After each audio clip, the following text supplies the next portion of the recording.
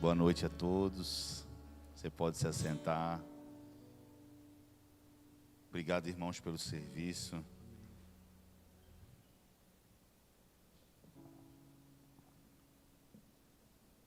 Você está feliz, irmão? Amém? Enquanto a gente estava adorando aqui, e veio muito forte no meu coração um acontecimento. Algumas semanas atrás a gente estava na África, e aí do nada a gente estava falando, daqui a pouco a gente falou de ceia, num vilarejo que eu fui ministrar, e foi num momento que eu fui sozinho, não tinha uma equipe junto, eu fui sozinho, e do nada a gente começou a falar de ceia. E aí eu perguntei para eles assim: ô Tiago, vocês ceiam que dia? Como é que vocês fazem a ceia aqui? Aí eles: então, pastor, normalmente a ceia sai de 45 e 45 dias, mas às vezes dá 60. Aí eu perguntei: que distância, né? Ele falou: lá vocês ceiam mais, né? Aí eu falei: não, lá a gente ceia mais, mas tem uma distância. Ele falou que não, pastor, porque a gente não tem condição de ter o suco de uva. Não é tão fácil a gente ter o suco de uva para todos os irmãos. E se a gente avisar que vai ter pão e suco, a gente não dá conta. Vem muita gente no culto aí. E eu conversando com ele, eu fiquei muito constrangido, né? E comecei a louvar a Deus ali e pedir a Deus que eles possam ter o recurso para poder ter a ceia do Senhor, né? A gente estava lá e no ano passado, o mesmo evento reuniu 800 pessoas. O mesmo evento reuniu 800 pessoas. E só que no convite avisaram que ia ter comida. E quando avisa que tem comida, irmão, perde o controle, assim. As pessoas vêm, elas não estão tão interessadas na palavra, elas vêm, comem e vão embora. Alguns ficam no evento, mas a maioria faz dessa maneira. E aí acharam bom fazer esse evento sem a comida, para ver se os mesmos irmãos voltariam. Todos entendem, não? No outro ano avisaram que era sem a comida. E para ver se esses irmãos voltariam. Então éramos 800, virou 180. Virou 180 pessoas. E lá na hora, umas 20 pessoas fizeram a inscrição. Só que isso, a gente ficou muito feliz. Por quê? Porque nós temos 200 pessoas que querem a palavra de Deus. Mesmo com comida, sem comida, eles vieram de muito distante para se alimentar da palavra de Deus, amém? Então, ok, maravilha, glória a Deus, eles não estão vindo por comida. Só que gerou outro problema. O outro problema é que eles vieram e não tinha comida para eles aí. Não é aqui, é igual aqui que tem uma padaria na esquina, irmão. Na verdade, eu não vi nenhuma padaria. Nenhuma. E aí nós estamos com outro problema, que o quê? Nós temos 200 pastores que não têm o que comer, mas vieram para a conferência. E mais as crianças. Então a gente resolve um de um lado e começa do outro. Eu olhando para essa mesa comecei a lembrar. Por quê? Porque a reação, eles não sabiam que ia ter. E redobre a atenção aqui. O apóstolo Gabriel, que estava nos liderando na equipe, ele pagou almoço para 200 pessoas durante 2 dias. Sabe por quê? Olha aqui para mim. Sabe por quê? E lá, mano, comida é caro. Não é qualquer pessoa que entra no mercado. O mercado é caro, irmão. É governo de extrema esquerda. Sabe por quê? Porque ele pagou? Porque nós somos os apóstolos que pagam. Nós não somos aquele que fica esperando a oferta, que manipula as pessoas. Nós somos aquele que pagamos as nossas passagens. Nós somos o primeiro a ofertar, irmão. Nós somos o primeiro a deixar a oferta, irmão. A gente não espera o povo vir e fazer alguma coisa. Nós temos que ser o primeiro a semear. Está entendendo? E olhando essa mesa, eu comecei a trazer essa memória. Porque quando eles perceberam que tinha comida, a felicidade era um absurdo, irmão. Era uma felicidade maravilhosa, tipo, contagiante. Que tinha essa comida, sabe? E depois a gente ia se alimentar da palavra de Deus. E eu olhando para essa mesa, irmão, eu agradeci muito o Senhor. Não porque nós temos, eles não têm. Eu agradeci porque tem muitas memórias maravilhosas de nós indo na mesa, orando ao Senhor. E uma coisa que eu achei muito lindo lá, sabe o que foi? Quando eles oram pelo alimento, oram por qualquer coisa. Irmão, eles oram, irmão. Ninguém fica parado assim, ó, esperando uma pessoa orar. Nossa, é um fervor. Vamos orar pelo alimento. Irmão, é glória a Deus, aleluia, todo mundo orando. É algo, eles creem muito na oração. E isso me fez refrescar a memória hoje aqui e glorificar o nome do Senhor. Amém? Vamos na palavra? Recuperando o zelo, amor e a pureza do Evangelho.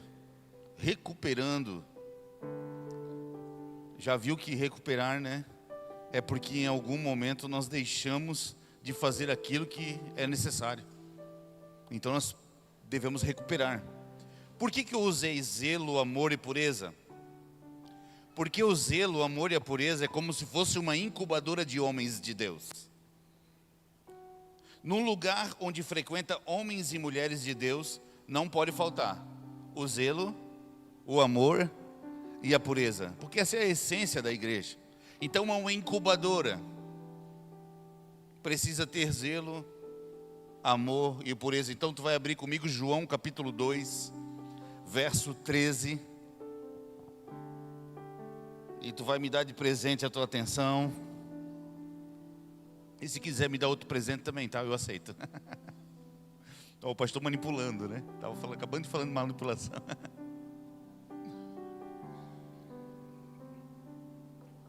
13. 2:13, isso. Vamos lá? Quando já se aproximava a Páscoa judaica, Jesus subiu a Jerusalém.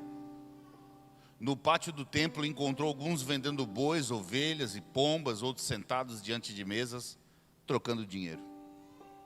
Então ele fez um chicote de cordas e expulsou todos do templo, bem como as ovelhas e os bois. Espalhou as moedas dos cambistas, virou as mesas e disse aos que vendiam as pombas: tirem essas coisas daqui, parem de fazer da casa do meu pai um mercado, um negócio. Os seus discípulos lembraram do que está escrito: o zelo pela tua casa me consumirá. Então vamos primeiro na palavra zelo. Jesus deixou bem claro aqui, depois você lendo esse capítulo inteiro, que ele aponta para o templo de Jerusalém, e todo mundo se encantando com o templo e tal, e ele de repente ele fala: ó, eu vou destruir o templo e em 3 dias vou levantar. Como assim? Esse templo demorou 40 anos, 50 anos, e tu em 3 dias vai levantar? Porque ele estava falando que o templo era o corpo dele, sim ou não? Lembram dessa parte? Tudo bem? E então entendemos que essa passagem, ela nos fala, nos comunica sobre a casa de Deus. E eu te pergunto, na casa de Deus, como que o zelo nasce? Primeira pergunta, né, irmão? Para quem está acostumado, eu faço muita pergunta. Como que o zelo nasce numa casa? O zelo nasce quando passamos a ver como Deus vê. Quando você muda a sua ótica e começa a ver como Deus vê, amar como Deus ama, obviamente você vai ser zeloso, você vai zelar por tudo aquilo que Deus está fazendo, edificando. Tudo aquilo que Deus ama, você vai passar a amar. Tudo aquilo que Deus odeia, você vai passar a odiar, porque o teu olhar vai fazer que você tenha zelo. Quem está comigo? Então Jesus, ele não estava irritado, parece que estava, mas Jesus não estava irritado, Por que ele não estava irritado? Qual que é a garantia disso? É a demonstração e expressão visível de raiva. Está irritado é uma demonstração de raiva. E Jesus não estava demonstrando raiva, irmão. Ele estava demonstrando zelo. Então, se ele não estava com raiva, irritado, o que é o zelo? Por que Jesus estava zeloso? Porque o zelo é a demonstração de cuidado. Zelo é dedicação, demonstração de dedicação. Zelo é o fruto de saber o verdadeiro significado de alguma coisa. Quando você descobre o significado de algo, quando você descobre o valor de algo, automaticamente não só começa a amar isso, você começa a ter zelo por isso. Obviamente, quando você começou a se relacionar, né, começou a namorar, tal, um dos sentimentos que vem acompanhado de início descontrolável é o ciúme. Porque às vezes tu acha que é ciúme, mas na verdade é o zelo. Você começa com a pessoa, essa pessoa não pode falar com ninguém, irmão. Por quê? Porque o zelo, ele demonstra. O amor pode ser secreto. Eu posso amar uma pessoa assim, ó. Mas o zelo não. Ó, tô zeloso. Não existe isso, irmão. O zelo é ir para cima, irmão. Não com raiva, hein? Com cuidado. O zelo é ir para cima, tipo, é meu. É a minha edificação. É a minha casa. Por isso que Jesus, ele vai com o zelo. Ele não chega assim, ó. Ô pessoal, tem como vocês se retirar daqui? Porque está meio complicado aqui, parece um mercado. Não, ele chegou com zelo. Ele chegou virando a mesa, irmão. Chegou derrubando tudo. Porque o zelo é essa demonstração de cuidados. Todo mundo está comigo? E Jesus estava zeloso. Então pode alguém estar fazendo a obra de Deus, mas não tem um coração de Deus pela casa, não tem um zelo pela casa. Pode estar fazendo a obra, mas não tem o zelo. E nós precisamos recuperar o zelo. E o que é recuperar o zelo? É recuperar o que Deus quer. O que é recuperar o zelo? É recuperar o querer de Deus. O que ele queria? Que aquela casa demonstrasse Ele mesmo. E aquela casa estava demonstrando o quê? Negócio, mercado. Então o que é o zelo? O que é recuperar o zelo? É recuperar o que Deus quer. Deus quer uma casa ordenada. Por isso que eu usei a palavra recuperar o zelo da casa. O que é recuperar o zelo? É mais do que Ele quer, do que nós queremos. Nós queremos vender, nós queremos lucrar, e Ele vem com o zelo bate de encontro com aquilo que tu quer, irmão. Você entra dentro de um culto, às vezes querendo algo de Deus, e de repente vem o zelo dele de encontro com aquilo que você quer, com um sentimento completamente contrário àquilo que você quer. O zelo de Deus, ele vem na tua contramão. E eu te pergunto, o que Jesus queria? Ele queria que essa casa representasse a sua família, que essa casa não fosse uma casa de negócio, mas expressasse o desenho da família. A casa de Deus perdeu o desenho. Quando uma casa perde o desenho, o zelo de Deus entra. Porque é o zelo de Deus que coloca as coisas no seu devido lugar. Então, quando uma casa perde a característica de família, irmão, não espere o amor de Deus de forma abraço. Vai vir o zelo dele, e o zelo dele vai derrubar as mesas do nosso interior, os nossos negócios. O zelo do Senhor, ele elimina aquilo que te atrasa, irmão. Diga amém. Então, uma casa que perdeu o desenho, Jesus entra numa casa que perde o desenho e começa a tirar tudo e derrubar tudo aquilo que impede de ser família. Isso não é um mercado. Nós não somos um mercado. Nós não somos um food truck. Nós não somos um drive-thru aqui, nós somos uma família. E se nós perdemos o desenho da família, Jesus vai vir com o zelo dele. E eu posso te dizer, em minhas orações eu autorizo Jesus derrubar as minhas mesas de negócios, para que flua dentro de mim uma casa limpa e pura, cheia de amor de Cristo. Diga amém. Ezequiel 43:7. Então, irmãos, para a gente ler Ezequiel, não leia como algo distante. Ezequiel, o que eu falei? 43:7? É, né? Deixa eu ver se é do 7. Ezequiel 43:7. Vamos ver. Filho do homem, este é o lugar do meu trono. Olha só, Deus está falando com o profeta Ezequiel, tudo bem? Este é o lugar do meu trono. Qual que é o lugar do trono? Para a planta dos meus pés. Aqui viverei para sempre entre os israelitas. Como assim? Lugar do trono, lugar de governo, onde ele vai viver. Como é que é? O povo de Israel jamais contaminará o meu santo nome, nem os israelitas, nem os seus reis, mediante a sua prostituição e os ídolos sem vida dos seus reis, nos seus santuários dos montes. Vai.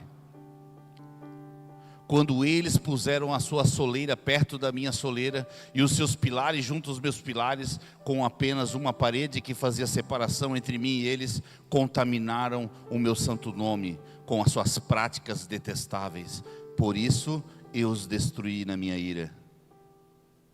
Agora afastem de mim a sua prostituição e os ídolos sem vida dos seus reis, e eu viverei entre eles para sempre. Vai. Filho do homem, descreva o templo para o povo de Israel. NVI, vai na Almeida, se eu quero ver um negocinho na Almeida. Aqui melhor, deixa na Almeida. Tu, pois, ó filho do homem, mostra a casa de Israel esta casa. Então ele está dizendo assim, ó, tá vendo essa casa? Aqui eu vou reinar para sempre. Tá vendo essa casa? Eu vou morar no meio do povo dentro dessa casa aqui. Só que ele começou a comparar a casa que Israel estava edificando. Tu, pois, ó filho do homem, mostra a casa de Israel, esta casa, para que se envergonhe das suas maldades, e meça o modelo. Olha o que Deus está falando. E eu vou pegar o gancho que o pastor Elias aqui começou a falar do modelo, de desenho. Eu falei, meu Deus. O que Deus está falando? Ei, Ezequiel, está vendo essa casa perfeita? Mostra para Israel. Porque aquilo que é uma casa exata vai trazer vergonha que não está. Quando edificamos algo fiel a Deus, envergonha o que não está. Quando a gente bate de frente com uma edificação exata, irmão, envergonha que não está. Quando a gente bate de frente com uma família alinhada, você se sente envergonhado, mas não para ficar deprimido, mas se arrepender. Então Deus estava mostrando uma casa exata. Aqui já é a figura da igreja, do corpo de Cristo, amém? E meça o modelo, conheça as medidas, Ezequiel. Pede para eles que eles têm que não só conhecer essa casa, mas eles têm que ver as medidas dessa casa para poder edificar igual. Vai. Envergonhando-se eles de tudo quanto fizeram, fazer-lhes saber a forma dessa casa, e a sua figura, e as suas saídas, suas entradas, todas as suas formas, todos os seus estatutos, todas as suas formas, todas as suas leis. Escreve isso aos seus olhos, para que guardem toda a sua forma e todos os seus estatutos e os cumpram. Esta é a lei da casa. Sobre o cume do monte, todo o seu contorno em redor será santíssimo. Eis que esta é a lei da casa. Então, irmão, quando Deus revela o desenho de uma casa, envergonha que está fora. Às vezes a gente quer brigar tanto com as coisas desse mundo. Irmão, tem dias eventuais que a igreja, não sei o que acontece com ela. A igreja quer guerrear contra carnaval, irmão. Algo eterno com algo temporal, não tem como. É só edificar o correto. Já denuncia o que está fora do lugar. Irmão, quando a luz acende, nós percebemos que tem imperfeições, nós percebemos que tem sujeira. A igreja é a luz do mundo. é a edificação exata que condena o mundo. Nós temos que levantar uma família exata, fiel, para que o mundo olhe, se envergonhe, se arrependa. Quem está comigo? Israel perdeu o desenho, perdeu a glória. Israel se apaixonou pelos milagres, acabou perdendo o desenho. Uma pessoa que ela se apaixona pelo que Deus faz, perde o desenho. Se ela ficar focado, indo em culto, esperando Deus fazer alguma coisa, ela acaba perdendo o desenho da casa de Deus.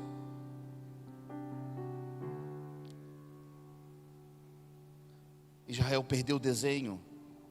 O que é perder o desenho? É fazer tudo em nome de Deus, mas da sua própria maneira. Isso é perder o desenho, irmão. Eu vou congregar, mas na sua própria maneira. Eu vou louvar a Deus. Eu louvo a Deus dessa maneira. Não tem a nossa maneira, irmão. Nós temos um desenho, e dentro desse desenho a nossa vida vai, nossa vida flui. Nós precisamos conhecer o desenho. A igreja quer definir o que é família, só que a família já está definida. A igreja está trabalhando para redefinir família. A família já está definida antes da fundação do mundo.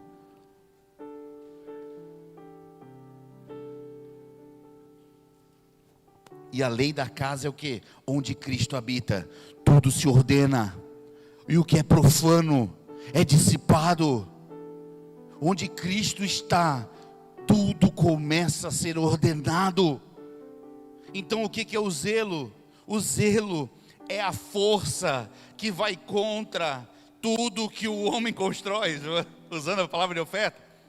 O zelo vai contra tudo que o homem constrói. Tudo que nós imaginamos que é a igreja, o zelo destrói. Tudo que nós imaginamos que é família, o zelo destrói. Irmão, olha para mim aqui. Se você pegar isso aqui e guardar isso e não pegar mais nada, está tudo bem. Mas Deus tem um desenho de família, de casa. Se nós estamos felizes de viver abaixo desse desenho, somos as pessoas mais miseráveis desse mundo. Nós temos que conhecer o desenho da casa, diga amém. Nós precisamos entender o que Deus quer. Vamos para a próxima parte. O amor. Aleluia.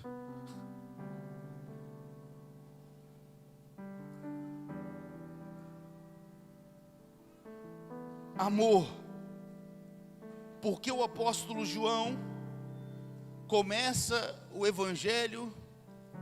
Eita glória, se a gente fosse do pessoal do pentecostal, nós ia dizer que é sinal. Eu vou lá de baixo que o anjo está derramando água aqui, irmão. Brincadeira, irmão. O anjo vai derramando. Por que o apóstolo João começa o evangelho diferente dos outros irmãos? Você já parou para pensar isso? Um começa com a genealogia de trás para frente de Jesus. Olhe para mim aqui, irmão, lá dá certo, tá? Tá tudo bem lá, tá? Tá tudo bem. Aí, ó. Por que o evangelho de João começa diferente dos outros evangelhos? Um começa da genealogia de frente para trás, e o outro de trás para frente. E o pior, Marcos, né? Marcos começa falando de João Batista. Nem tem genealogia, mas todo mundo segue um padrãozinho. Chega João e ele acaba com o padrão. No princípio era o verbo estava com Deus, o verbo era Deus. Você já parou para pensar que João dá uma nova Gênesis ali? Por que João fez isso, irmão? Por causa do seu contexto. Redobre a atenção, porque essa parte aqui é aquela parte chata da pregação, ela é difícil de pegar. Por que João fez isso? Por causa do seu contexto. Qual que era o contexto de João? Quando João escreveu esse evangelho, o contexto dele era aquelas 7 igrejas do Apocalipse. Quem lembra das 7 igrejas do Apocalipse? Aquelas igrejas estavam perdendo a influência na sociedade. Aquelas igrejas estavam perdendo o poder. Aquelas igrejas estavam perdendo a autoridade. Aquelas igrejas estavam perdendo desenho.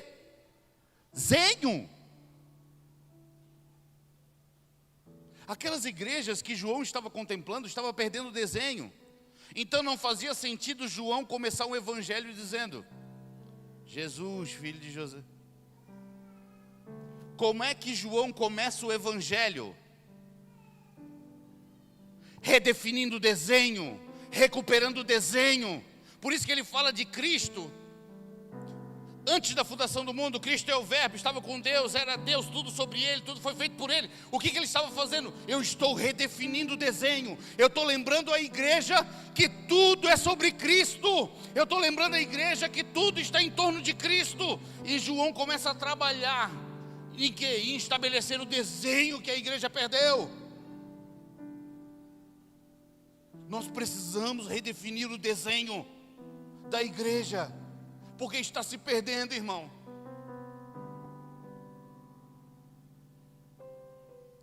A igreja perde o desenho. Deus levanta alguém para lembrar do desenho original. Qual é o desenho original? O Filho de Deus, Cristo Jesus. É tudo sobre Ele. O desenho, a ordem do Evangelho, não é somente para deixar as coisas desse mundo, irmão, mas é sobre desfrutar de Cristo. Irmão, quando tu se converteu, tu começou a deixar de coisa. Ah, pastor, eu fumava cigarro, agora não fumo mais. Ah, pastor, eu ia no boteco, agora não faz mais. Ah, pastor, eu mentia para o pai e para a mãe, agora não faz mais. Eu sei que quando você conheceu Jesus, tu começou a deixar coisas. Mas se tu permanecer só deixando coisas e não avançando em Cristo, irmão, você está com um problema sério. Porque o evangelho não é só abandonar, irmão. O evangelho é você avançar para Cristo, é você conhecer Cristo. Um bom religioso fica só deixando de coisa. Eu não pratico isso, eu não pratico aquilo, eu me visto assim, eu me visto assado, mas não avança no conhecimento de Cristo, irmão. O evangelho não é só deixar as coisas desse mundo, o evangelho é avançar. Irmão, olhe para mim, o evangelho não se trata só de sair do Egito. O evangelho é avançar para dentro de Canaã, desfrutar de Canaã. E Cristo é a mesma coisa, não é só sair do pecado, irmão, o evangelho. O evangelho não é mudar uma conduta e largar umas coisas de lado. Não, o evangelho é avançar no conhecimento de Cristo. É conhecer a Cristo. Não é só sair do... Todo mundo fala, oh, Deus me tirou disso, daquilo. É lindo, mas o evangelho não é só sobre isso. O evangelho é você avançar nessa realidade de Cristo. Então não é só deixar o Egito, irmão, é entrar na Canaã e possuir a terra. Irmãos, muitas pessoas, infelizmente, estão tonteando no deserto.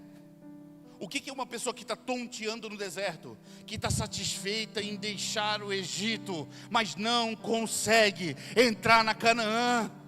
É uma pessoa que larga costumes, mas não avança na realidade de Cristo. Ela larga alguns pecadinhos, pecadões, mas ela não consegue ser absorvida pela realidade de Canaã, irmão. Irmão, a religião está vendendo isso para você, e o pior, tem gente que está pagando. É só deixa o pecado, faz parte, irmão, amém. Mas nós temos que sair desse lugar, nós temos que avançar para Canaã. Nós temos que avançar para dentro de Cristo, irmão. Nós temos que avançar, conhecer Cristo. Não adianta a gente ficar, tirei esse costume, tirei aquele outro. Não adianta, irmão. É o evangelho incompleto. O evangelho completo é nós entrar na Canaã e desfrutar daquela terra, irmão, que é Cristo, né? Símbolo, sombra de Cristo, todos comigo? Então a religiosidade é pessoas tontas no deserto.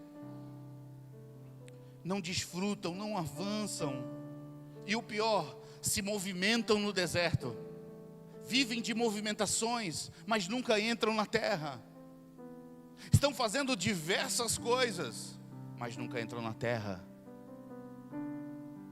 Se movimentam com conferências, se movimentam com congressos, se movimentam com retiros, se movimentam com vários eventos, mas é só movimentação, porque nenhum deles aponta para Cristo. Nenhuma deles te pega de uma realidade e te coloca a outra, irmão.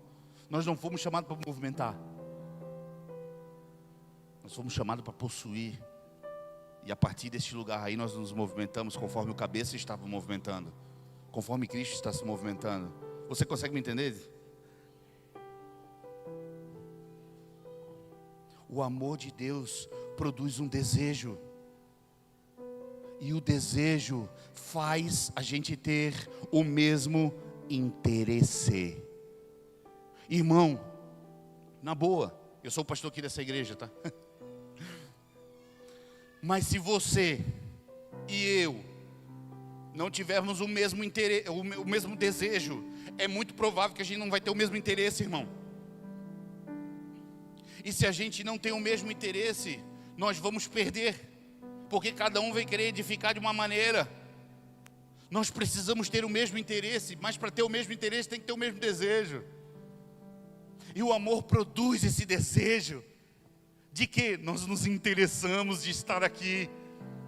Eu estou interessado na edificação de Cristo, porque o amor dele nos possuiu. Amém. Apocalipse 2:1.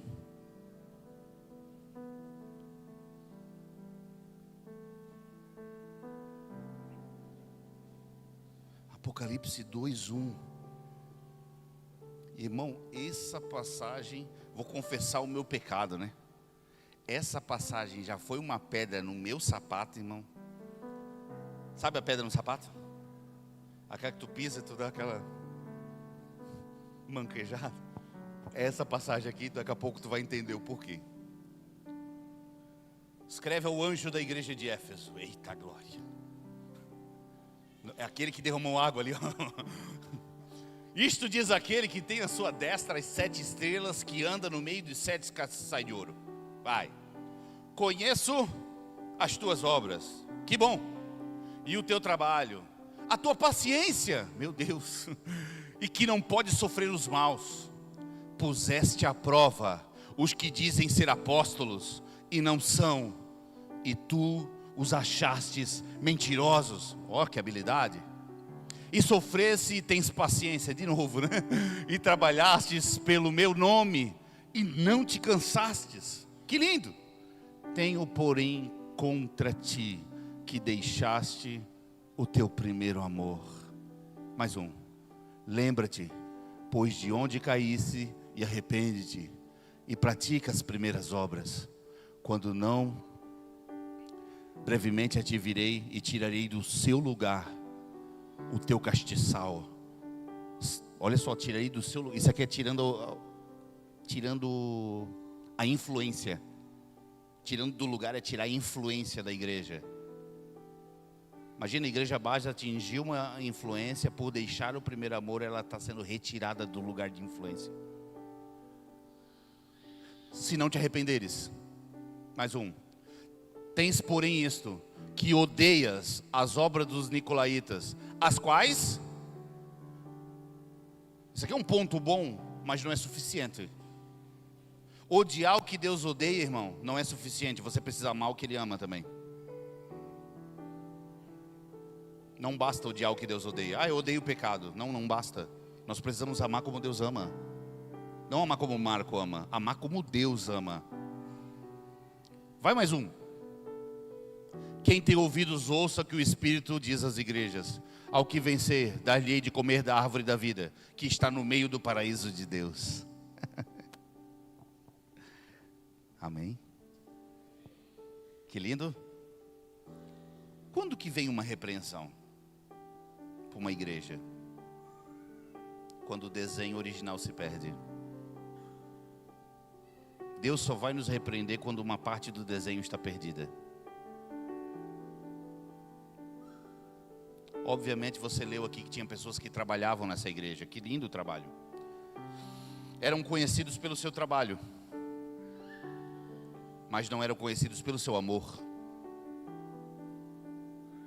Então, na boa, do que vale uma igreja ser conhecida por mestres, por profetas, por um estudo que estão praticando? De que vale ser reconhecido pela sua graça ministerial que está acontecendo? Pode acontecer isso aqui, porque a igreja ela não pode ser conhecida pelo que ela faz, é pelo que ela é. Eu prefiro ser conhecido pelo meu amor de Jesus. Irmão, meus filhos, quando eu ir para a tumba, quando eu ir para 7 palmos, os meus filhos não podem dizer para mim: nossa, o meu pai, ele fluía muito na graça ministerial de mestre. O que eu vou deixar para os meus filhos é o amor indestrutível que eles precisam ver em nós. Nós não devemos ser uma igreja que somos conhecidos pelo que fazemos, pelo que denunciamos. Irmão, aqui nós estamos falando de uma igreja que fica denunciando. Querido, redobre a atenção aqui. Sabe por quê? Porque nós estamos com uma mania de ficar denunciando. Se nós colocar toda a nossa força no denunciar, acabamos perdendo o primeiro amor. Eles denunciavam os falsos apóstolos. Ele tinha uma habilidade de ver o que era falso. Essa igreja tinha a habilidade de ver o que era falso de longe. Mas por focar em ver o que é falso, acaba perdendo o amor. Irmão, eu não quero que você faça isso, por favor, não faça. Mas se você ficar denunciando as coisas da tua esposa, do teu marido, toda hora denunciando, querido, é muito provável que você vai perder o amor, vai perder a essência. Porque nós nos movemos e edificamos com qual vínculo? O vínculo da denúncia? Nosso vínculo é o amor. Edificamos em amor. Ninguém suporta, irmão. Ninguém suporta só denúncia, Está errado, Maria. Ô, Maria, estás errada. Pô, Maria, estás errada. Porque se a gente ficar olhando para como a igreja está se comportando no Instagram, querido, você vai perder o primeiro amor. Agora tu está entendendo por que eu estou falando isso, né? Eu quebro a tábua, irmão, meu Senhor, nunca mais. Eu quebro a tábua, eu perco a linha. Eu tenho aquele sentimento, não suporto os falsos, irmão. Não consigo. Mas tô sabendo lidar, sabe?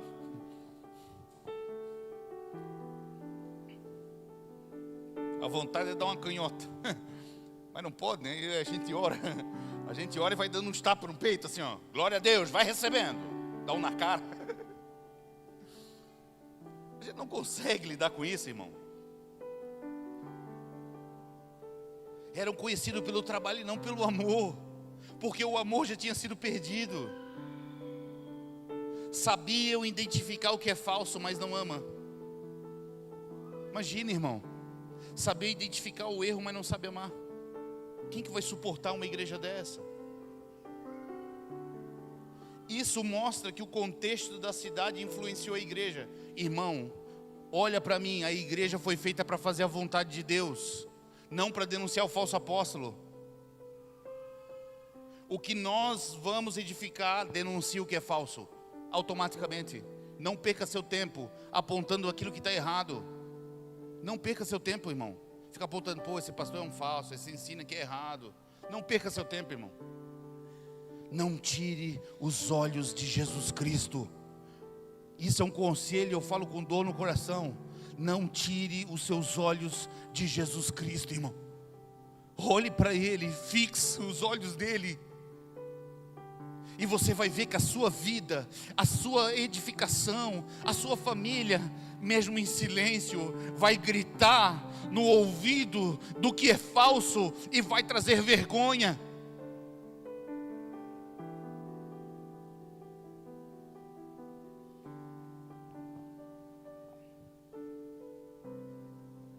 Acabaram esquecendo de amar, porque estavam ocupados denunciando o que está errado.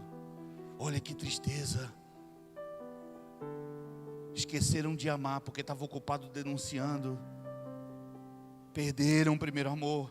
Agora tu está entendendo por que Ezequiel fala: olhe para casa. Olhe para a casa exata. Ele está dizendo: edifique a casa. Não perca seu tempo, senão você vai perder o amor.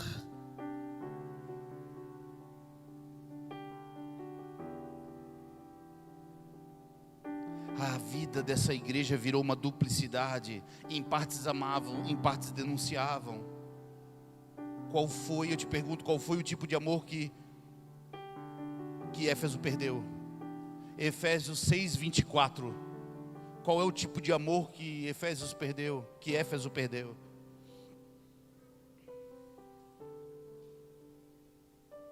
Vai na NVI, por favor. Uau. Diga uau.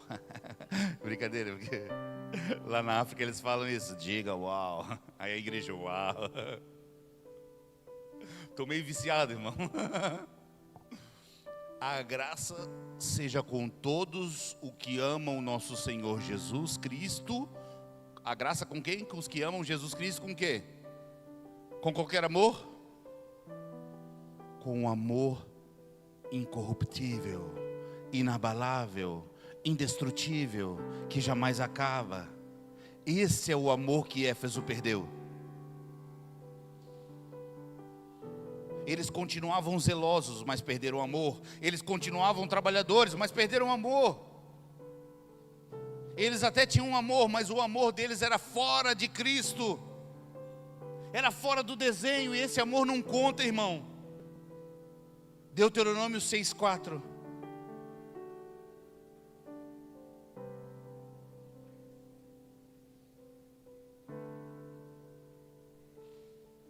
Eu vou lá do outro lado um pouco. Ouça, Israel.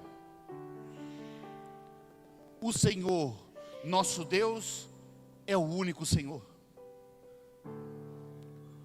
Qual que é o mandamento? Ame ao Senhor, o seu Deus, com todo o seu coração, com toda a sua alma, com todas as suas forças. Que todas estas palavras que hoje lhe ordenam esteja no seu... Amém. O que eu vou fazer com essas palavras? Esteja no meu coração só? Não, vai lá. Ensine-as com persistência aos seus filhos. Então não é só para estar no teu coração. É para você ensinar para uma outra geração. É garantir que uma geração ame a Deus. Fale sobre elas quando estiver sentado em casa. Então quando a gente está sentado em casa, o que a gente fala? Fala sobre o amor de Deus.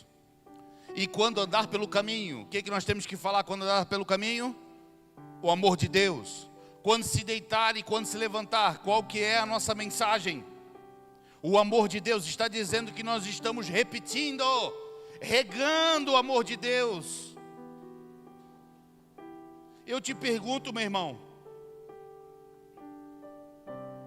o que você tem repetido na sua casa? Quais palavras você tem repetido no seu lar? Tem a ver com o amor de Deus? Se não tem, nós estamos com um problema sério. Precisamos resgatar e recuperar o amor de Deus na nossa boca, no nosso coração, no ensino aos nossos filhos. Aqui está dizendo que esse é o grande mandamento. O que? Amar a Deus. Você sabe que amar a Deus não é somente um mandato. Redobre a atenção aqui. Amar a Deus não é somente um mandato, é um envio. Deus, quando dá um mandamento, Ele está te enviando, irmão. Quando Deus olha para você e fala assim, ó, Marco, ame a mim, não é só uma ordem, é um envio. Elias, agora tu vai amar o Senhor a partir da tua conversão. Ame a mim, não é só uma ordem, Ele está te enviando ao amor, Ele está te enviando a amar. Então toda vez que Deus dá um mandamento, amar é mandamento. Amar não é escolha, irmão. Tem muita gente assim, ó, amar é uma decisão, né? A gente acorda de manhã e a gente decide amar. Não! Amar não é decisão. Amar é mandamento. Se é um mandamento, você está sendo enviado para este lugar. Qual? Amar a Deus de todo o coração. Isso é um mandamento. Isso é um mandamento que o Senhor Jesus deixou a nós. Toda vez que você vê um mandamento, uma ordenança na Bíblia, já sabe que Deus está te enviando para esse lugar, que Deus está te convidando para esse lugar. Isso é um mandamento. Estão entendendo? Não? Tudo bem? Aleluia. Você está feliz, irmão? Como um selo em meu corpo. Tu és meu tesouro. Muitas águas vêm.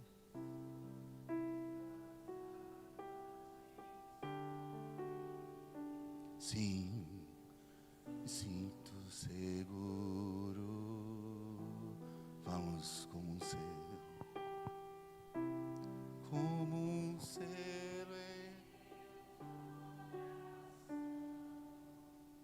Tu és meu tesouro.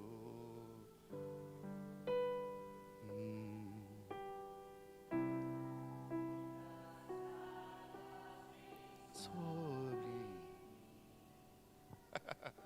sinto seguro. Olha só, irmão, olha aqui para mim, coloque amor nas minhas palavras. Coloque uma dose a mais de amor nas minhas palavras, irmão. Mas quando alguém te pede oração, irmão, e você não ora, não é que você tem problema com oração, não é que você não tem vontade de orar, é que você não ama. Você não ama aquela pessoa que está te pedindo oração. Nosso problema não é com oração, nosso problema é que não ama. Tem gente que fica assim, pô, eu tenho dificuldade na oração. Não, você não sabe amar. Porque quem ama faz isso, é mandato. Desculpa, estou tentando ser mais agradável possível, mas o Evangelho, ele é realmente isso. Ele nos confronta, irmão. Então o problema nosso não é falta de oração, o nosso problema é falta de amor. Nós precisamos de uma revelação de amor, irmão. Urgente. Pastor, eu não gosto muito de ler. Tenho dificuldade de ler a Bíblia, por isso que eu não leio. Não é dificuldade em ler. É porque você não ama. Irmãos, eu vim de um lugar com uma pessoa dislexa que não sabia ler, que aprendeu a ler lendo a Bíblia, e ensinou uma nação inteira não só a ler, mas a contar. Hoje, lá onde eu estava, tinha 2.000 crianças aprendendo, e elas começaram a aprender por uma pessoa que não conseguia ler. Não é falta de leitura, não é vontade, não é prazer, não tem a ver com isso, é falta de amor, irmão. É falta de amor, porque se amamos, nós vamos ler a carta de amor. Meu irmão, se a minha esposa manda, é porque eu não sou desse tempo não da cartinha, tá? Eu já tinha celular, tá? Mas antigamente, bem antigamente, era um tempo da cartinha. Passava o perfume na cartinha. Tinha o batom com o brilhinho, né? A menina dava um beijo na cartinha com o batom. E tinha um brilhinho, né? Tinha um brilhinho, tinha o cheiro da menina ali. Aí tu mandava o cheiro lá, botava, né, o estileto do teu pai. Pô, fedia a casa inteira. Botava avanço. Passava na carta. Irmão, eu recebendo a carta da minha esposa, por que não leria? Por que não leria essa carta de amor, irmão? Como um ser, como irmão, Tu és meu tesouro. Até temos uma revelação de Cristo, mas não como um tesouro, porque nós venderíamos tudo. Muitas águas.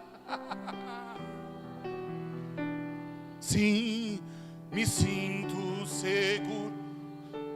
Vamos como um selo.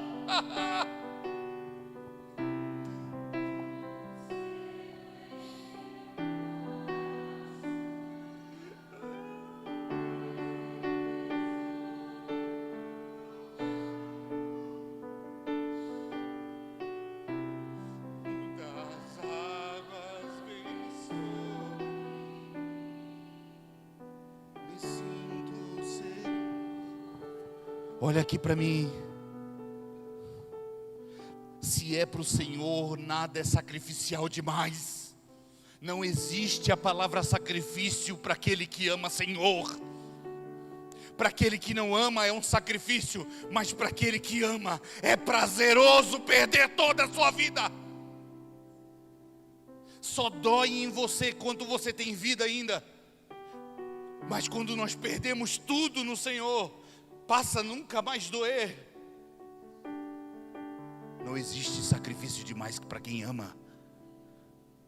Se eu amo a minha esposa, não é nada eu esperar ela um pouco na fila do salão de beleza. Não existe sacrifício demais para aquele que ama. Meu Deus, a Bíblia é muito grande, não existe sacrifício demais.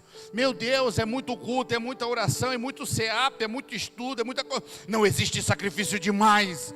Meu Deus, é 2 aviões, é 15 horas, é 20 horas, é 72 horas. Não existe sacrifício demais para aquele que ama. Pouco me importa, irmão. Pouco me importa. O que importa é que o evangelho avance. Esse era o sentimento de Paulo, que as coisas que aconteceram comigo não importa. O que importa é que o evangelho avance.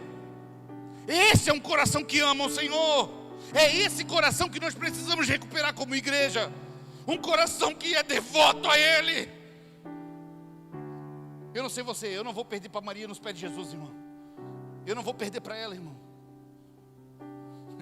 Desculpa, sou meio competitivo, mas eu não vou perder para ela, irmão. Aí o próprio amor dele me alcançou.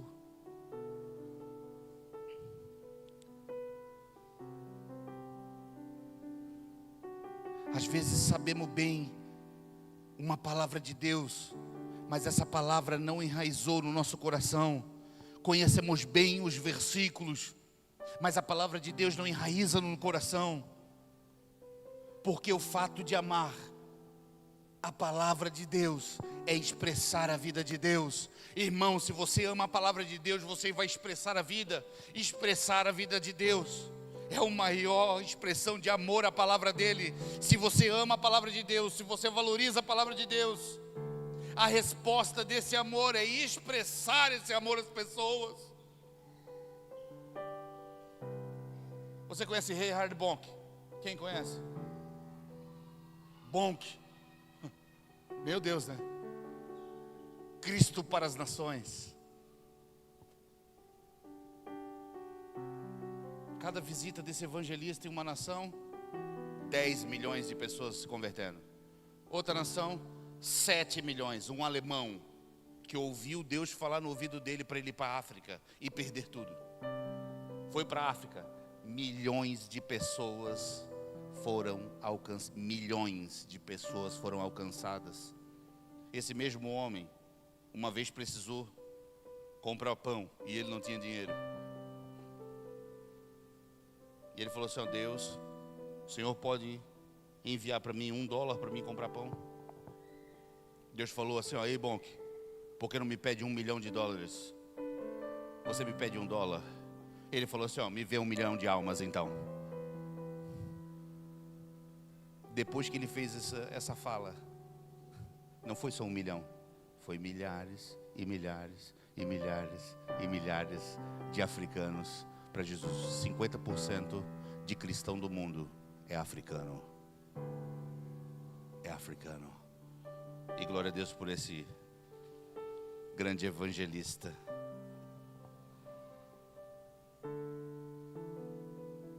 Quando lemos os livros dele, os vídeos, né? Os vídeos dele ministrando no YouTube, nossa, aquece muito o coração. Hoje não está mais entre nós, mas o seu discípulo Daniel Kolenda, esse cara tem uma paixão por almas que é um absurdo. Aleluia. Você está comigo, amém? Podemos continuar aqui só rapidinho? Então, irmão, a gente até sabemos a palavra, mas saber que uma comida faz bem não é eficaz. Se não comer a comida, não vai fazer nada no seu organismo. Então sabemos que essa palavra é boa, mas se não comer não adianta nada, irmão. Não adianta a gente vir nessa mesa e dizer: nossa, esse pão aqui é saudável, mas se não comer não adianta. A gente é muito bom de classificar: coca com açúcar, coca sem açúcar. Esse é o evangelho puro. Esse não é, esse está diluído. Irmão, se tu sabe o que é puro, coma. Recuperar o amor não é voltar a sentir o que sentíamos, é voltar a fazer o que fazíamos quando amávamos.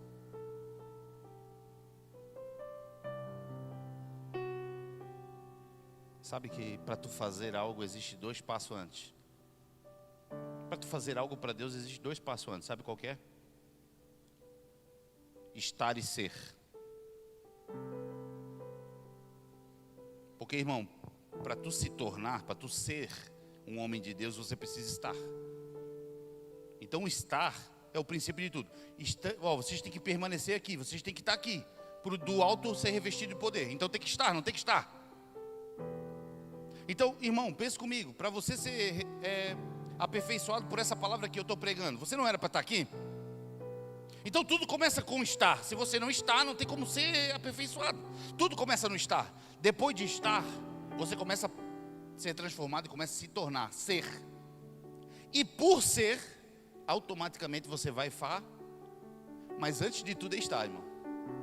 Então nós temos que estar presente nesses lugares. Como que eu faço para amar o Senhor com uma intensidade maior?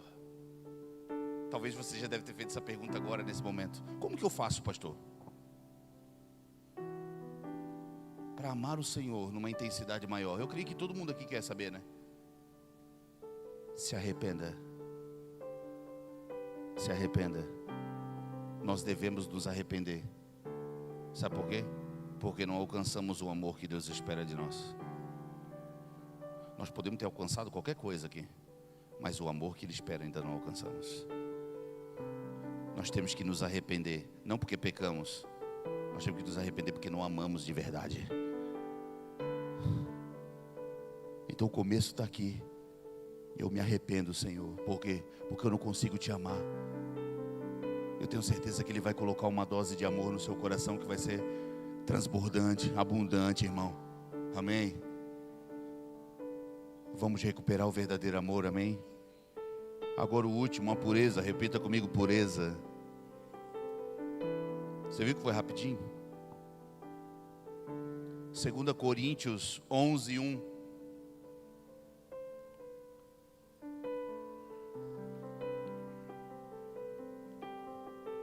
Mais 10 minutos, tá, irmão?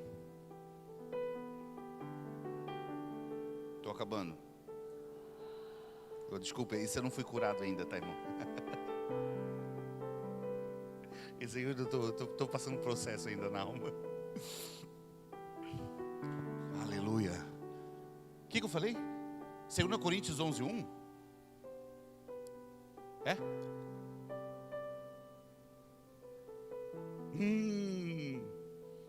Deixa eu ver na Almeida para ver se fica mais áspero. Pode ser essa aqui, pode ser essa aqui. Eu quero mais áspero. Irmão, eu sei que o evangelho não é falar sobre si, mas um bom colérico identifica um bom colérico. Os coléricos se olham, aí o outro olha. Eu olhando para Paulo, eu gosto da parte sarcástica de Paulo. Eu estou proibido de ser sarcástico. Minha esposa falou, ó, esse aqui morreu completamente. Quisera eu me suportasses um pouco a minha loucura. Me suportem, irmão, na minha loucura. Suportar-me também, porém ainda. Tipo assim, ó, irmão, eu vou falar uns negócios aqui agora, mas eu vou dar uma rasgada. Porque o Paulo estava irado com... Ele usa, olha o colérico, super apóstolos. Tirando onda. Não suporta, né? Tipo, a linguagem áspera do amigo, né? Vamos pro 2. Porque estou zeloso. Você já entendeu o que é zelo, né? Então Paulo, tipo, vou quebrar tudo, irmão. De vós, com o zelo de Deus. Porque vos tenho preparado para vos apresentar como uma virgem pura. Ó, tá vendo que está tudo repetindo? Zeloso, pureza, a um marido, a saber, a Cristo. Vai mais um. Mas temo. Primeiro é loucura, depois apaixonado e zeloso. Agora eu estou com temor, meu Deus, é eu, esse cara aqui, só pode ser eu. Mas temo que, Assim como a serpente enganou Eva com a sua astúcia, assim também sejam, de alguma sorte, corrompidos os vossos sentidos, e se apartem da simplicidade. Não, vai na NVI, vamos ver um negócio.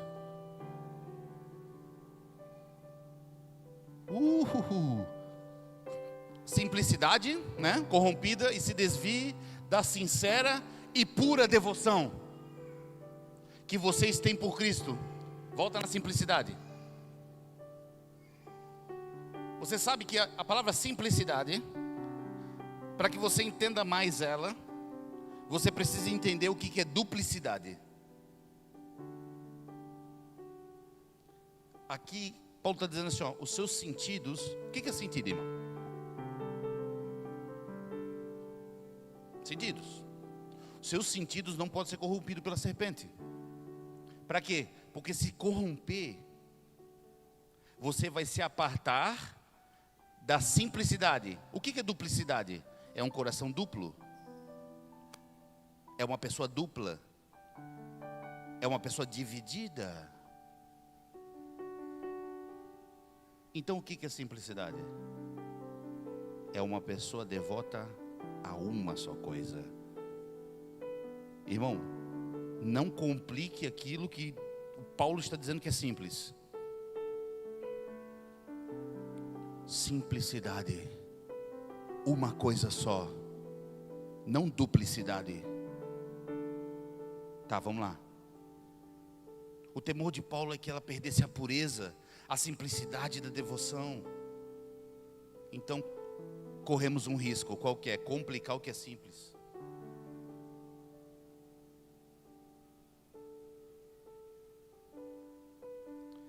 A simplicidade, a pureza da devoção é um coração que não está distraído. É um coração focado, é um coração que só tem um amor. É um coração que não está duplo. Eu gosto das palavras dessa, vamos chamar ela de teóloga, historiadora. Mas eu falei em alguma turma do CEAP, não lembro qual.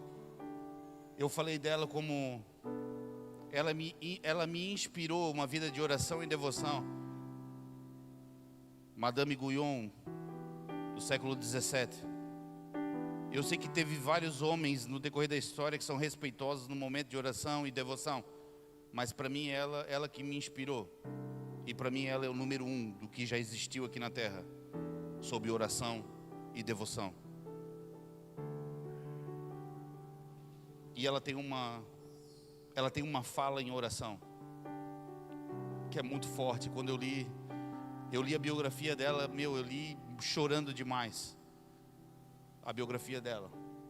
E ela falou assim: Senhor, por um acaso o Senhor não pode eliminar a duplicidade do meu coração com apenas um toque.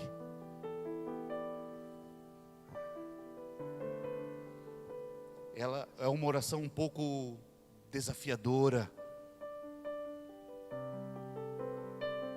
Alguns teólogos chamam de oração ilegal. Sabe o que é uma oração ilegal? Oração ilegal é tu não poder tocar. A mulher doente podia tocar num homem? Não, a lei não permitia. Uma mulher sangrando podia tocar num homem? Não, era ilegal. Mas uma mulher tocou na orla, não tocou e foi curada? Então é uma oração ilegal, irmão. É um toque no Senhor ilegal. Senhor, por um acaso, se tu, irmão, tu tem noção que toda a duplicidade que há na minha mente e na tua, divisões do nosso interior que precisa ser tratada, você tem noção que com apenas um toque está tudo desmanchado, resolvido. E o que essa mulher orou com apenas um toque? Ela tinha problema de vaidade, irmão. Ela era uma mulher muito bonita.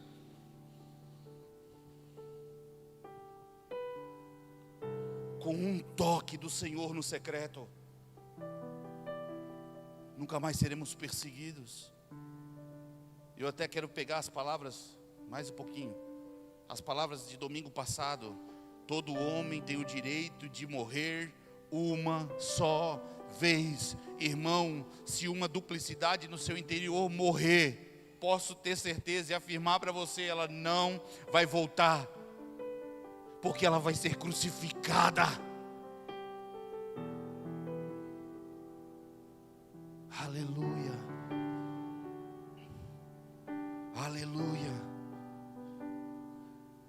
Simplicidade de coração igual Davi.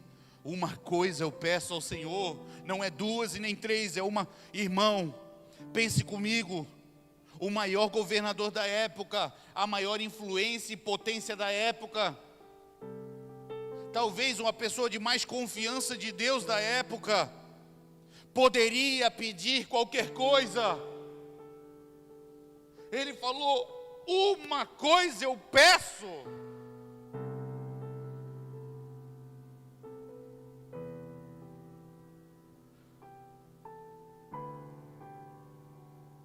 Sabe, esses dias eu me peguei escutando as músicas antigas. Você escuta música antiga também?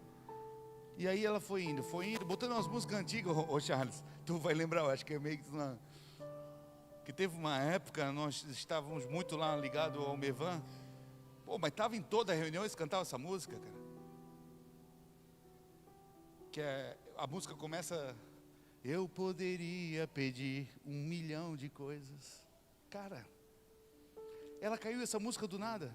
A Elô veio correndo. Ô pai, eu já escutei, pai. Faz tempo, mas eu já escutei essa música, pai. Sim, tu escutou um monte de vezes, você era pequena ainda. Corria por debaixo das cadeiras lá no Mevan. E eu poderia pedir 1 milhão de coisas. Eu podia pedir toda a prata e todo o ouro. E se todos os meus pedidos fossem atendidos, obviamente eu não estaria aqui, irmão. Porque pedir, mas pedir mal. Pedir, mas pedir mal.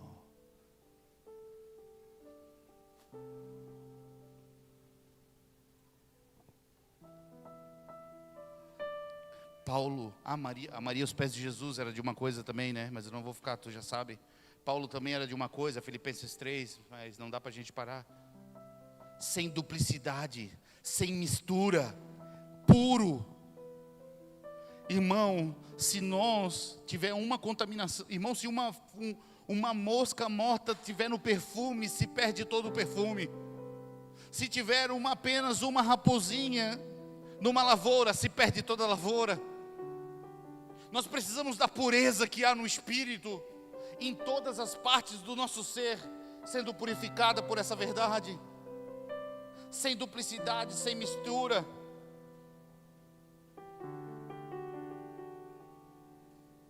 Se não perdemos os motivos que estamos reunidos aqui, irmão, sem mistura, senão nós perdemos o nosso vínculo e relacionamentos. A mistura faz a gente se afastar, irmão. Tudo isso tem que ser feito com pureza.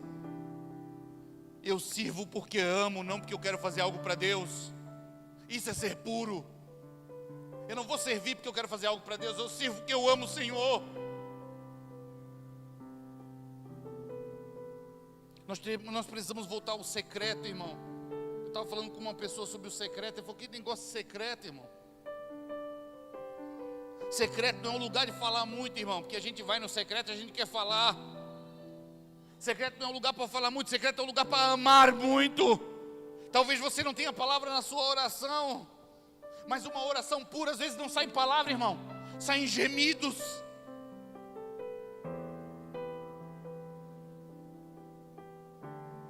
Não sei aqui quantas pessoas tiveram experiências em oração. Uma vez eu chorei muito, chorei, mas eu encharquei uma cadeirinha. Eu tinha uma cadeirinha velha lá. A cadeirinha estava meio... Eu chorei em cima daquela cadeira ali. Eu falei: Senhor, me perdoa, não falei uma palavra. Fique tranquilo, Marco, meus anjos traz tudo traduzido para mim. Eu entendo mais as tuas lágrimas do que as tuas palavras confusas.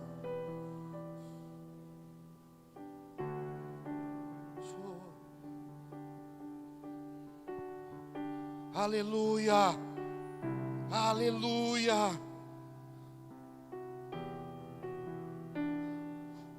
O alvo do inimigo é o vínculo.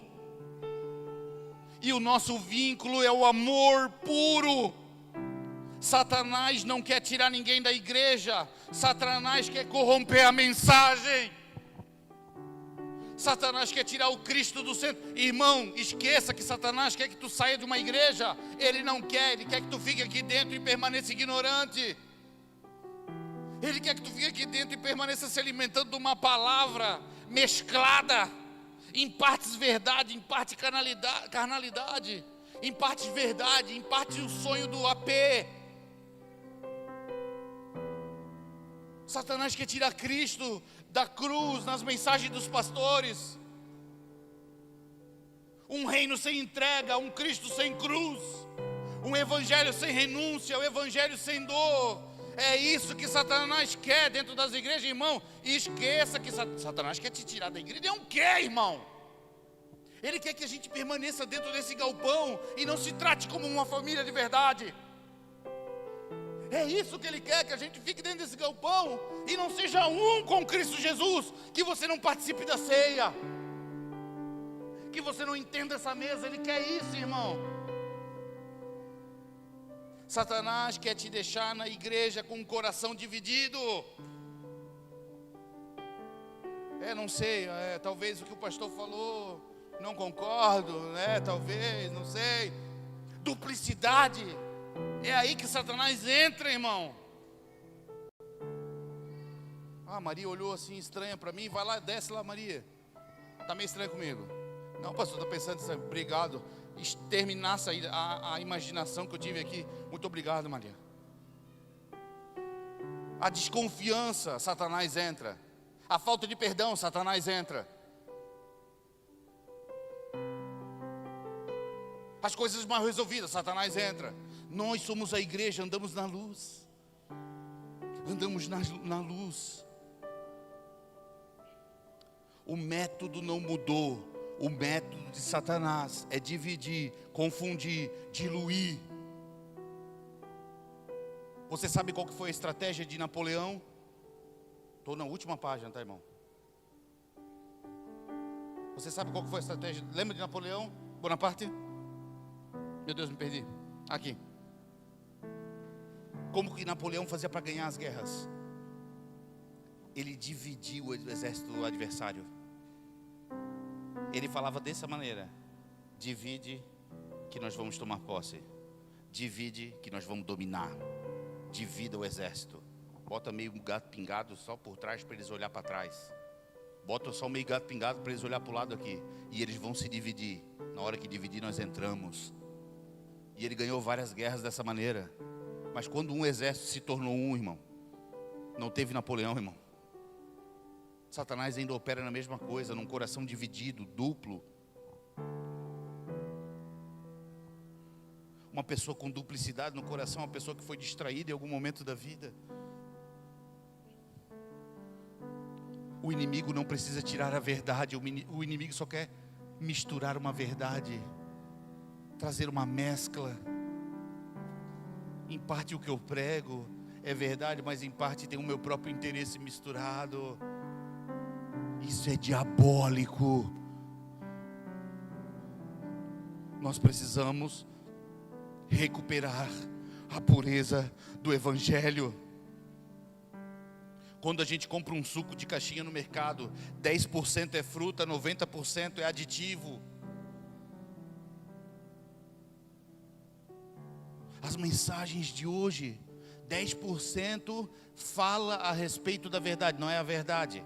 Fala a respeito da verdade, fala versículos, 10%. O resto, irmão, é só para diluir a verdade, porque está encharcada dos próprios interesses.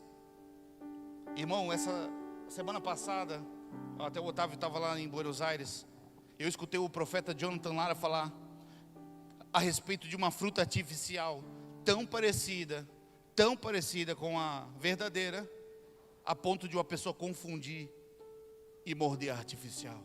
Esse é o evangelho que estão pregando por aí. Tem aí a aparência de verdade, mas na hora de comer não nutre, é plástico.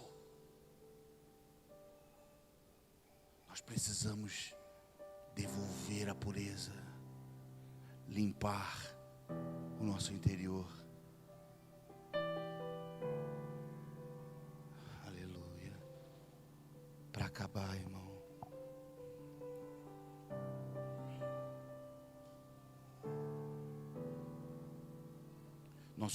Redobre a atenção aqui. Nosso problema não é ter uma revelação, irmão. Irmão, nós temos revelação. Isso não é soberba. Isso não é soberba. O problema não é ter uma revelação. É como eu estou transmitindo essa revelação. Como que eu estou transmitindo essa revelação? Você está recebendo uma palavra pura no seu interior, sim ou não? Você está recebendo uma pureza no seu interior, sim ou não? O teu espírito é puro, sim ou não? Você está recebendo a pureza de Cristo dentro do teu espírito. A Bíblia diz que dentro de você fluirá rios que jorram para a vida eterna. Sim. Pode ser que está jorrando água limpa de dentro de você, mas está sendo canalizado por uma consciência suja. Olhe para mim, irmão. Você está recebendo uma palavra limpa, mas na hora de expressar essa palavra, passa pelo cano sujo. Do que adianta? Eu fui pego com essa mensagem. Eu fui esmagado. Irmão, com todo respeito, de manhã cedo, Amanda, bom dia e tal. Eu não conseguia falar, porque realmente o Espírito me mostrou: Marco, a palavra é limpa, a palavra é pura, mas ela passa por uma consciência suja e acaba contaminando a igreja come mescla. Então não adianta eu vir aqui e a minha mente não está resolvida, irmão. Estou recebendo uma palavra pura, mas o duto que está levando essa palavra para as pessoas está poluído. Você recebe a palavra no Espírito, amém? Depois do Espírito ela vai para onde? Você já sabe disso? Ela passa para a tua mente, irmão. E se a tua mente, sua consciência não estiver limpa diante do Senhor, você vai expressar talvez uma verdade diluída com podridão.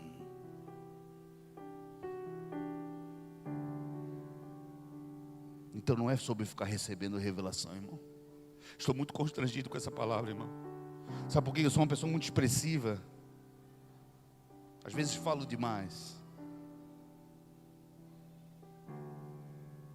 E o Espírito estava falando: Marco, crucifica o duto. Limpe o duto com a cruz, para que saia algo puro, para que saia algo limpo. Não adianta ter uma fonte de pureza nessa igreja, se a nossa mente não for limpa, se a nossa mente não for pura. Irmão, o Instagram e o YouTube está cheio de pessoas com revelação, mas a pergunta não é sobre revelação, a pergunta é se a mente está limpa para expressar. Irmão, estou em tremor aqui em cima, irmão. Eu estou em tremor aqui em cima e fala isso, irmão. Com todo o zelo e amor do mundo, e coloque amor nas minhas palavras. Mas o que adianta nós termos uma palavra limpa no espírito e na hora de expressar para a esposa sai ruim, sai mesclado com carne? Do que adianta eu, pastor, pregar uma palavra e ser mesclada com os meus sonhos pessoais? Do que adianta, meu irmão? Nós precisamos recuperar a pureza. Você está me entendendo?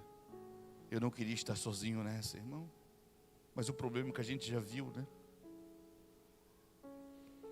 Nós precisamos crucificar tudo aquilo que nós mostramos, porque pode ser verdade, mas não significa que era para ter falado daquela maneira, irmão. É, pastor, eu já fui muito assim. Eu não estou nem aí, eu falo a ver. Não é assim, irmão. Se o Espírito não mandou tu falar, se você não tem a ternura do Espírito, é melhor que você fique quieto. Mesmo falando a verdade, você não coopera com o Evangelho, sai poluída, sai diluída com a tua opinião, sai diluída com a tua ira às vezes, com a tua inveja, com a tua raiva, com o teu desânimo. O Evangelho não é dessa maneira, irmão. Nós precisamos pregar o Evangelho puro, limpo, simples. Esse é o nosso chamado. Nosso espírito está recebendo algo puro, mas se não limpar a consciência, comprometemos a mensagem, comprometemos a palavra, comprometemos a palavra com imaginação. O teu espírito foi regenerado, mas o teu ouvido pode estar comprometido. O pastor Marco está falando isso, que ele está dando indireta para mim. A palavra é pura, mas o teu ouvido às vezes está comprometido. O pastor prega X e tu entende Y. Sabe por quê? Não, às vezes o problema não é nosso. Às vezes o problema não é o pastor Christian, não é o apóstolo Gustavo. O problema é como ouvimos. Porque esse duto aqui, para entrar a palavra pura, está poluído. Então, para limpar esse ouvido sujo, precisa de uma palavra muito pura. Precisa de algo muito puro, genuíno.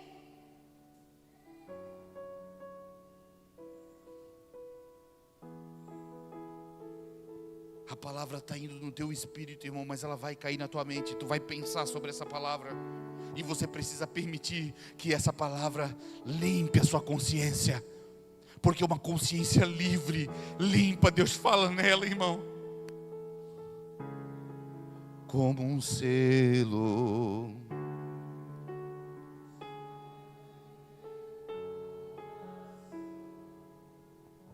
Tu és meu tesouro.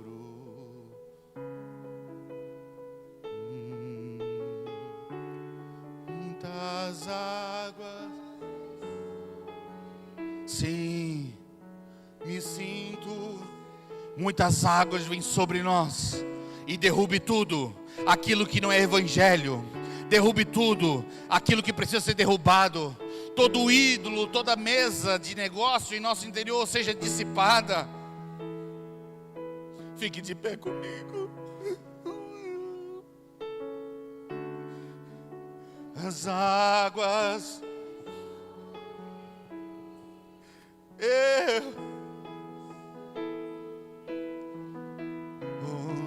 Como um selo.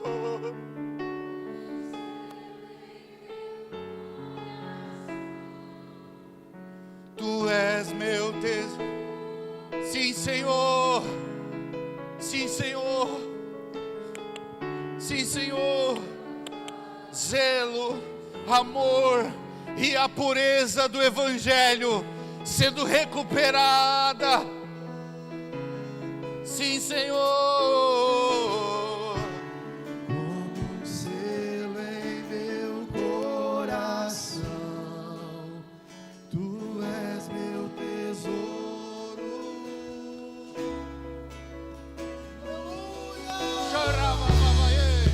Muitas águas vêm sobre mim.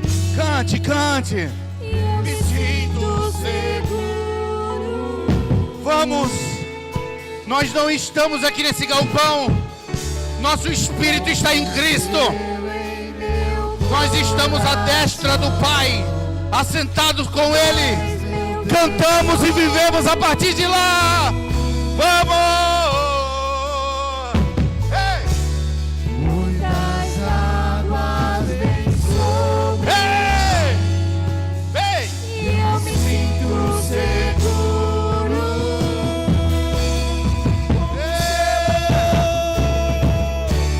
Como um selo em meu coração,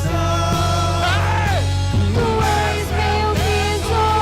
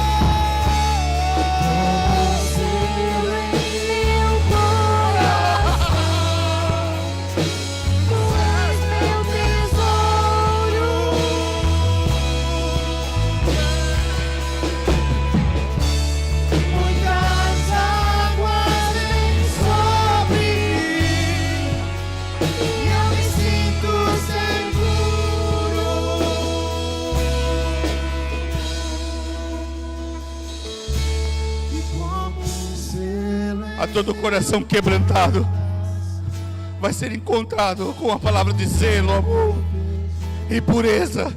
Nós não vamos ser mais perseguidos mentalmente, vamos fluir numa velocidade maior. Nós vamos fluir numa pureza maior. Eu me sinto seguro. E as coisas desse mundo não vão roubar o nosso olhar. Por um acaso, Senhor, com um toque, não eliminarás toda a duplicidade do meu coração.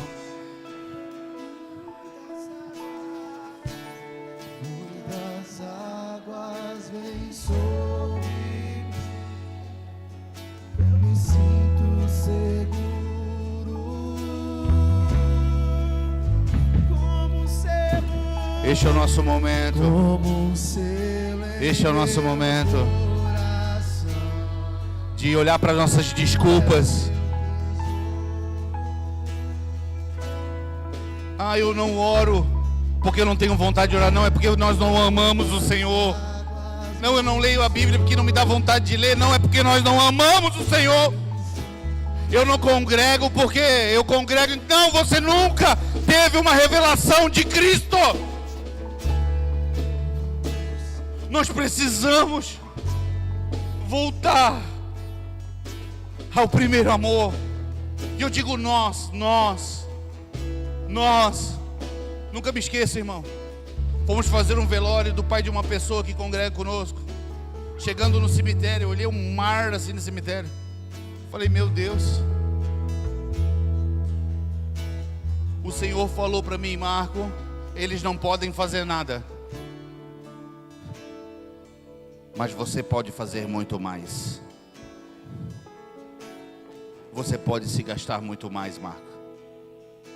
E eu olhei aquele mar de pessoas mortas, um mar de tumbas, e realmente aquelas pessoas não podem fazer mais nada, mas nós podemos, porque por graça de Deus estamos vivos.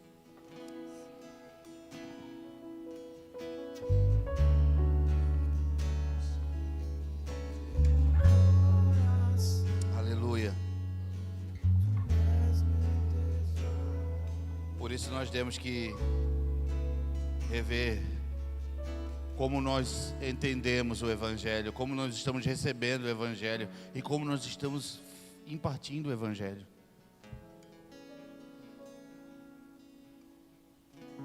Amém. Nós vamos participar da ceia. E essa ceia aqui, irmão, olha aqui para mim. Essa ceia aqui,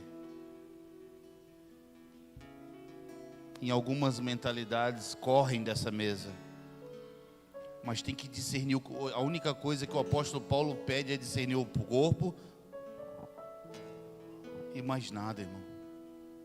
A única coisa que é pedido para a gente participar junto é discernimento do corpo de Cristo.